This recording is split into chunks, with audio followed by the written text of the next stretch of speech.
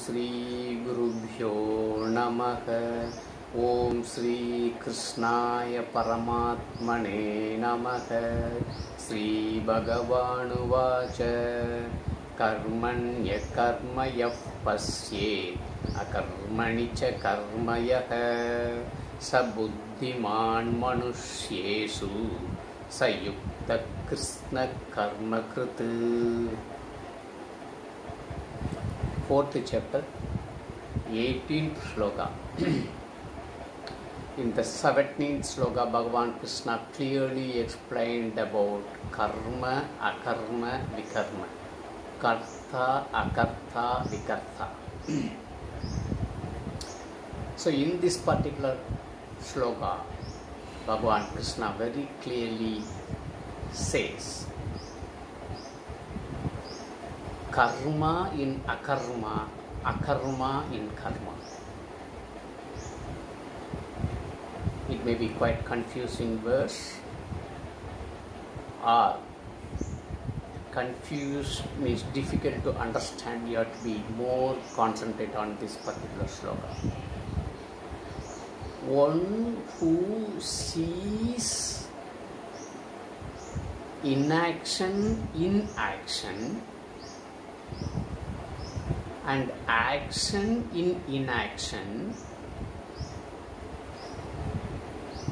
but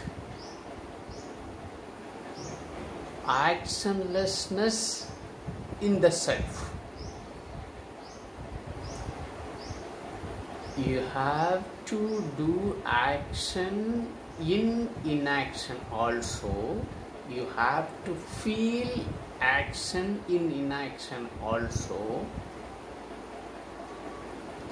and inaction in action also. One who understands this and he does the actions accordingly, and he feels inaction also, by soul wise he is feeling actionlessness. That person, he is a yogi, wise person, jnani, panditas.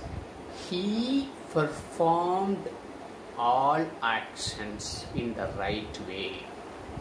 One who have the mindset of this way, one who have this way of mindset and perform action, those persons are yogis, wise persons, jnanis, and they have done all the karmas wisely, correctly, rightly, perfectly. That's all Bhagavan Krishna says. One who feels executing the action, also he should feel inaction of that, and one who should feel inaction even in executing the action also. Akarmatvam in karmatvam, karmatvam in akarmatvam, but Atma should be vikarmatvam, actionlessness. That's all Bhagavan Krishna says in this sloka. So very important. Karma in akarma, akarma in karma. In both cases, Atma by self, as a self, he should be vikarta, actionlessness. Who have performing actions in this mindset, he is a yogi. He will be considered, he has executed all of his actions very rightly, promptly, dharmic way, as per the rules and regulations of Veda. That's all Bhagavan Krishna says in this sloka. Tomorrow we shall see 19th sloka. Till then, Om Shri Gurubhyo Namaha.